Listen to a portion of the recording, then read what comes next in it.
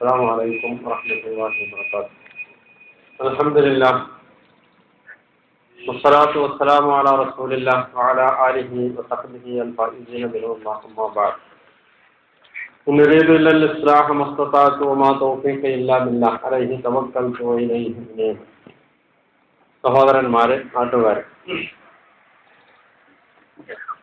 ഒരു മുടി കൊണ്ട് കുടുങ്ങിയ ഒരു സമുദായം വല്ലാത്തൊരു കുടുക്കാണ് കേരളീയ സമൂഹം കുടുങ്ങിയിട്ടുള്ളത്. ഒരു മുടിയല്ലേ എന്ന് ചോദിക്കാം. ഇന്നലത്തെ പ്രസംഗം കേൾക്കാൻ ഞാനും വന്നിരുന്നു. കാരണം എനിക്ക് അങ്ങനെ ഒരു ദുശ്ശീലുണ്ട്. ഏത് സംഗതി, ഇമാം ഗസാലി അദ്ദേഹത്തിന്റെ അൽ-മുൻഖിദ് മിനൽ ളലാൽ എന്ന് പറയുന്ന ഒരു ചെറിയ പുസ്തകമുണ്ട്. അതിൽ അദ്ദേഹം പറഞ്ഞ മാതിരി ഒരു സംഗതി അംഗീകരിക്കണമെങ്കിലും എതിർക്കണമെങ്കിലും അത് അതിൻ്റെ ആളുകളിൽ നിന്ന് കേൾക്കുക, മനസ്സിലാക്കുക എന്നതാണ് എൻ്റെ രീതി. അതനുസരിച്ച് ഞാൻ ഇന്നലെ ഇവിടെ വന്നു, പ്രസംഗം കേട്ടു. നല്ല ഒരു കോമിക് എന്നാണ് എനിക്ക് ആ സമയത്ത് അതിനെപ്പറ്റി തോന്നിയിട്ടുള്ളത്. ഇവിടെ പ്രശ്നം ഒരു മുടിയാണ്. ഈ മുടിയുടെ സനത് ആണ് ഇവിടെ എല്ലാവരും ചോദിക്കുന്നത്. കച്ചവടം പൊടിക്കുന്നുണ്ട്, അത് ഇന്നലത്തെ പ്രസംഗത്തൊന്നും മനസ്സിലായിട്ടുണ്ട്. അത് പൊടിക്കുകയും ചെയ്യും, അതിലൊന്നും ഞങ്ങൾക്ക് സംശയമൊന്നുമില്ല.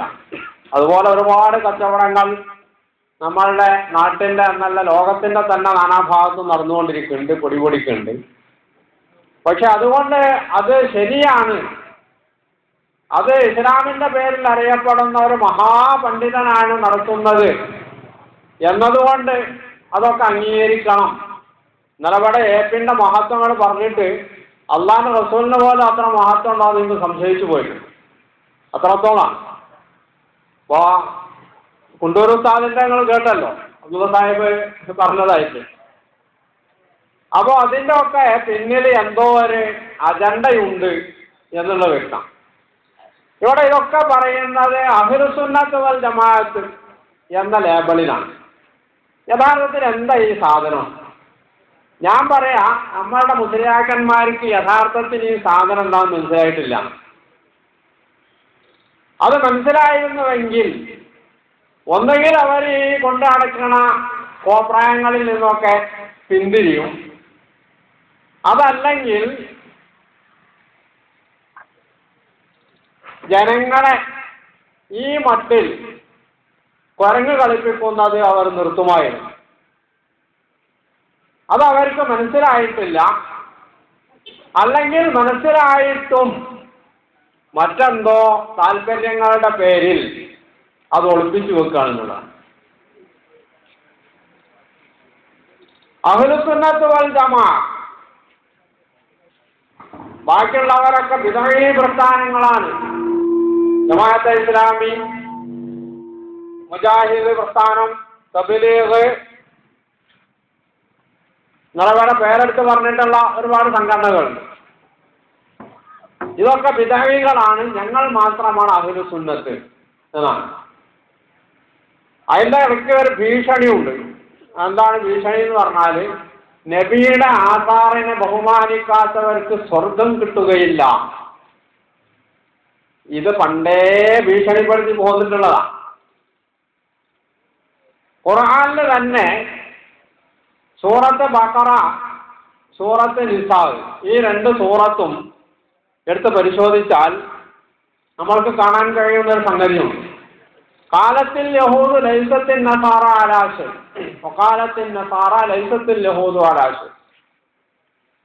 ക്രിസ്ത്യാനികൾ, ജൂതന്മാർ പറഞ്ഞു ക്രിസ്ത്യാനികൾ സത്യത്തിലല്ല, ക്രിസ്ത്യാനികൾ പറഞ്ഞു ജൂതന്മാർ സത്യത്തിലല്ല.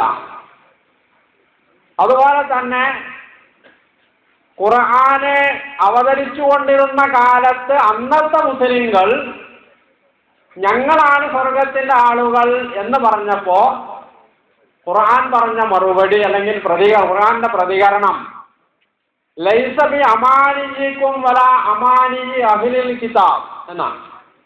ലൈസ ബി അമാനിയിക്കും വലാ അമാനി അഹ്ലിൽ കിതാബ്, നിങ്ങളുടെ വ്യാമോഹം അനുസരിച്ചുള്ള കാര്യം ഗ്രന്ഥത്തിന്റെ വേദക്കാരുടെ വ്യാമോഹം അനുസരിച്ചുമല്ല. മയ്യഅമൽ സൂഅൻ, സൂറത്ത് നിസായിൽ ഉള്ള ആയത്താണ്. മയ്യഅമൽ സൂഅൻ, ഒരു തിന്മ ആര് ചെയ്താലും അതിന്റെ ഫലം അവൻ അനുഭവിക്കേണ്ടി വരും എന്നാണ്. അതുകൊണ്ട് ആ ജാതി ഭീഷണി കൊണ്ടൊന്നും പിന്തിരിയുന്ന ആളുകളല്ല ഈ സംഗതികളെ സംബന്ധിച്ച് പ്രതികരിച്ചുകൊണ്ടിരിക്കുന്നത് എന്ന് ഇത്തരം ആളുകൾ മനസ്സിലാക്കുന്നത് നല്ലതാണ്. അഹ്ലുസുന്നത്ത് വൽ ജമാഅ എന്നതിന് നമ്മളെല്ലാവരും ആദരിക്കുന്ന, വിശേഷിച്ചും ഈ ആളുകൾ ഇസ്തിഗാസ നടത്തിക്കൊണ്ടിരിക്കുന്ന മഹാനായ ശൈഖ് മുഹയ്യിദ്ദീൻ അബ്ദുൽ ഖാദിർ ജീലാനി റഹ്മഹുല്ലാ, അദ്ദേഹത്തിന്റെ ഉന്നത്ത് അൽ ഗുന്ന എന്ന് പറയുന്ന കിതാബിൽ പറഞ്ഞിട്ടുണ്ട് എന്താണ് അഹ്ലുസുന്നത്ത് വൽ ജമാഅത്ത്. അസ്സുന്നത്തു മാ സന്നഹു റസൂൽ സല്ലല്ലാഹു അലൈഹി വസല്ലം, സുന്നത്ത് എന്ന് പറഞ്ഞാൽ അത് റസൂൽ സല്ലല്ലാഹു അലൈഹി വസല്ലമ കല്യാക്കിയിട്ടുള്ള കാര്യമാണ്. വൽ ജമാഅത്തു മുത്തഫഖ അലൈഹി സഹാബത്തു ഫീ ഖിലാഫത്തിൽ ഖുലഫാഇർ റാഷിദീൻ അൽ മഹ്ദിയീൻ. ഞാൻ അത് കാണാതെ പഠിച്ചിട്ടുണ്ട്. കാരണം കിതാബുമായിട്ട് എല്ലായിടത്തും കറങ്ങാനും കഴിയില്ല. ചിലയിടത്ത് കിതാബില്ലാതെ തന്നെ പറയേണ്ടി വരുമെന്നോ. ജമാഅത്ത് അൽ ജമാഅത്ത് എന്ന് പറഞ്ഞാൽ മുത്തഫഖ അലൈഹി സഹാബ ഫീ ഖിലാഫത്തിൽ ഖുലഫാഇ റാഷിദീൻ അൽ മഹ്ദിയീൻ. അൽ ജമാഅത്ത് എന്ന് പറഞ്ഞാൽ ഖുലഫാഉ റാഷിദുകളുടെ ഖിലാഫത്ത് സംബന്ധമായി സഹാബിമാർ ഏകകണ്ഠമായി അംഗീകരിച്ച കാര്യം, അതല്ലെങ്കിൽ ഖുലഫാഉ റാഷിദുകളുടെ ഖിലാഫത്ത് കാലഘട്ടത്തിൽ സഹാബിമാർ ഏകകണ്ഠമായി അംഗീകരിച്ച കാര്യം. ഈ രണ്ട് കാര്യത്തിന് അർത്ഥം പറയാം. നമ്മളോട് നബി സല്ലല്ലാഹു അലൈഹി വസല്ലമ പറഞ്ഞൊരു കാര്യമുണ്ട്, അലൈക്കും ബി സുന്നത്തി വ സുന്നത്തിൽ ഖുലഫാഇർ റാഷിദീൻ അൽ മഹ്ദിയീൻ. നമ്മളെല്ലാവരും ഓതുന്ന ഹദീസാണ്. നിങ്ങൾ എൻ്റെ സുന്നത്ത് പിൻപറ്റണം, എൻ്റെ ഖുലഫാഉ റാഷിദുകളുടെ എന്നിട്ട് ശേഷം വരുന്ന ഖുലഫാഉ റാഷിദുകളുടെ സുന്നത്തും നിങ്ങൾ പിൻപറ്റണം. അപ്പോൾ നബി സല്ലല്ലാഹു അലൈഹി വസല്ലമയുടെ ചര്യ, നബിയുടെ സുന്നത്ത് എന്ന് പറഞ്ഞാൽ എന്താണ്? കുറച്ചെങ്കിലും ഉലൂമുൽ ഹദീസ് പഠിച്ചിട്ടുണ്ടെങ്കിൽ ഏത് മുസ്ലിയാർക്കും മൗലവിക്കും അറിയാം, സുന്നത്തുർ റസൂൽ എന്ന് പറഞ്ഞാൽ ഖൗലുഹു വ ഫിഅലുഹു വ ഇഖ്റാറുഹു സല്ലല്ലാഹു അലൈഹി വസല്ലം. നബി സല്ലല്ലാഹു അലൈഹി വസല്ലമ പറഞ്ഞതും നബി സല്ലല്ലാഹു അലൈഹി വസല്ലമ ചെയ്തതും നബി സല്ലല്ലാഹു അലൈഹി വസല്ലമ മറ്റുള്ളവർ ചെയ്ത് അല്ലെങ്കിൽ പറഞ്ഞ് കേട്ട് മൗനാനുവാദം നൽകിയിട്ടുള്ളതുമായ കാര്യത്തിനാണ് സുന്നത്ത് എന്ന് പറയാം. നബി സല്ലല്ലാഹു അലൈഹി വസല്ലമ ഹജ്ജത്തുൽ വദാഇൽ മുടി മുറികളഞ്ഞപ്പോൾ ആ മുടി വിതരണം ചെയ്യാൻ വേണ്ടി നിർദ്ദേശിച്ചതായിട്ട് ഹദീസിലുണ്ട്. ഞങ്ങൾ ആരും അത് നിഷേധിച്ചിട്ടില്ല. ഇവിടെ ഓതുന്ന സാഹിബ് തേജസ്സിലും വർത്തമാനത്തിലും ഒക്കെ ലേഖനം എഴുതി, അതിലും അദ്ദേഹം അത് നിഷേധിച്ചതായിട്ട് ഞാൻ കണ്ടിട്ടില്ല. ഇവിടെ ആരും അത് നിഷേധിച്ചിട്ടില്ല. അതുകൊണ്ട് നബിയുടെ ആസാറിനെ മാനിക്കുന്നുണ്ടെങ്കിൽ സ്വർഗത്ത് കടക്കൂല എന്നൊന്നും പറഞ്ഞിട്ട് പേടിപ്പിക്കണ്ട. ഞങ്ങളാരും അതിനെ അവഹേളിച്ചിട്ടില്ല. പക്ഷേ നബി സല്ലല്ലാഹു അലൈഹി വസല്ലമ ഈ മുടി വിതരണം ചെയ്യാൻ പറഞ്ഞപ്പോൾ, അബൂ തൽഹയോട് പറഞ്ഞപ്പോൾ നബി സല്ലല്ലാഹു അലൈഹി വസല്ലമ ഇതൊരു കച്ചവടമാക്കി മാറ്റാൻ വേണ്ടി നിർദ്ദേശിച്ചിട്ടുണ്ടായിരുന്നുവോ? നിങ്ങൾ ഇതെല്ലാവരും ഇത് കൊണ്ടുപോയിട്ട് നിങ്ങൾ ലോകത്തിന്റെ പല ഭാഗത്തും ഇസ്ലാമിക പ്രചരണത്തിന് പോകുമ്പോൾ അവിടെയൊക്കെ ഈ മുടി സൂക്ഷിക്കാൻ വേണ്ടി പള്ളിയുണ്ടാക്കണം എന്ന് നബിയുടെ വല്ല നിർദ്ദേശമുണ്ടോ? പോട്ടെ, ഖുലഫാഉ റാഷിദുകൾ എന്ന് നമ്മൾ എല്ലാവരും അംഗീകരിക്കുന്ന അഹ്ലുസുന്നത്ത് വൽ ജമാഅത്ത് ഏതായാലും അംഗീകരിക്കുന്ന അഹ്ലുസുന്നത്ത് എന്ന് പറയുമ്പം ഒരു തെറ്റിദ്ധാരണയും വേണ്ട. സമസ്തയെ സംബന്ധിച്ച് ഞാൻ ഒരു കാലത്തും അഹ്ലുസുന്നത്ത് എന്ന് പറഞ്ഞിട്ടില്ല, പറയാറുമില്ല. എന്തുകൊണ്ട് എന്ന് പറഞ്ഞാൽ കേരളീയ സമൂഹത്തിൽ ഷീഇസം അതിന്റെ യഥാർത്ഥ രൂപത്തിൽ പ്രചരിച്ചിട്ടില്ല എന്നുള്ളത് ശരിയാണ്. ഷിയത്ത് എന്ന് പറഞ്ഞുകൊണ്ട് ഇവിടെ പ്രചരിച്ചിട്ടില്ല. പക്ഷെ ഇവിടെ സുന്നികൾ എന്ന് സ്വയം പറയുന്ന ആളുകൾ അവർ കൊണ്ടു നടക്കുന്ന വിശ്വാസങ്ങളാവട്ടെ ആചാരങ്ങളാവട്ടെ ഒട്ടുമുക്കാലും ഷീകളുമായി ബന്ധപ്പെട്ടിട്ടുള്ളതാണ് എന്നതാണ് വസ്തുത. എത്രത്തോളം എന്ന് പറഞ്ഞാൽ കേരളീയർ സ്വീകരിച്ചു പോന്നിട്ടുള്ള ചില പേരുകൾ പോലും ഷീസത്തിന്റെ സ്വാധീനത്തെയാണ് കുറിക്കുന്നത്. അപ്പൊ നമ്മുടെ നാട്ടിലൊക്കെ അലവി എന്ന് പേരുണ്ട്. അലവി, ഈ അലവി എവിടുന്ന് വന്ന പേരാണ്? ബാക്കിയുള്ളവർക്ക് ഒന്നും കുഴപ്പമുണ്ട. അലവി എന്നുള്ള പേര് എവിടുന്ന് വന്നതാണ്? അലവി എന്ന് പറഞ്ഞാൽ അലിയുമായി ബന്ധപ്പെട്ടവൻ അല്ലെങ്കിൽ ബന്ധപ്പെട്ടത് എന്നാണ്. അലവിയൂൻ എന്നത് ഷീകളിൽ ഒരു വിഭാഗത്തിന്റെ തന്നെ പേരാണ്.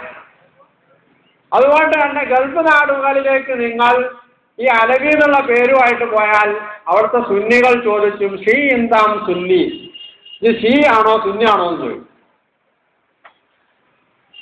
അവിടെ നിന്നിട്ട് പണ്ടൊക്കെ നമ്മളുടെ നാട്ടിൽ ഒരു പഞ്ചാംഗം ഉണ്ടായിരുന്നു. പഞ്ചാംഗം എന്ന് പറഞ്ഞാൽ എന്താണെന്ന് ഇപ്പോഴത്തെ ചെറുപ്പക്കാർക്കൊന്നും അറിയില്ല.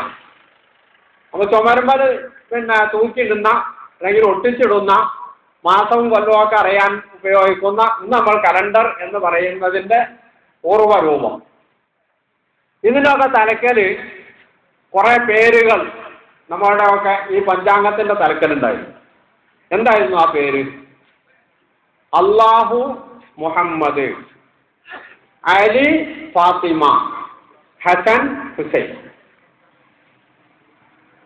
ഇതെവിടുന്ന് വന്നതാണ്? ഇത് ഷീകളുടെ പാരമ്പര്യമാണ്. അഹ്ലുസുന്നത്ത് വൽ ജമാഅത്താണെങ്കിൽ അവിടെ പറയേണ്ട എന്താ? അഹ്ലുസുന്നത്ത് വൽ ജമാഅത്താണെങ്കിൽ അല്ലാഹു, മുഹമ്മദ്, അബൂബക്കർ, ഉമർ, ഉസ്മാൻ, അലി ഇങ്ങനെ പറയാം. അതുപോലെ തന്നെ ഇവിടെ കൊണ്ടാടപ്പെടുന്ന ഒരുപാട് ആചാരങ്ങൾ, മൗലിദുകളായാലും ഖബറിന്റെ അടുത്തുള്ള കോപ്രായങ്ങളായാലും അതിന് ഉറൂസ് എന്നാണ് പറയാം. ഉറൂസ് എന്നത് രണ്ടർത്ഥത്തിലാണ് ഉപയോഗിക്കുക. ഒന്ന് കല്യാണം, ആഘോഷം എന്ന അർത്ഥത്തിൽ, മറ്റൊന്നിനും ഖബറിന്റെ അടുത്ത് നടക്കുന്ന അടിയന്തരത്തും. ഖബർ കെട്ടിപ്പൊക്കൽ തൊട്ട് അവിടെ നടത്തുന്ന ഇത്തരത്തിലുള്ള ആചാരങ്ങളടക്കം എല്ലാം തന്നെ ഷീകളുടെ ബാക്കി പത്രങ്ങളാണ്. നമ്മുടെ നാട്ടിൽ കുണ്ടോട്ടിക്കാരും മറ്റുള്ളവരായിട്ടുണ്ടാക്കിയ ഒരു പാട്ട് തന്നെയുണ്ട്. മുഹമ്മദ് ഷാ വലിയുള്ള മുരീദന്മാർ കഥാബില്ല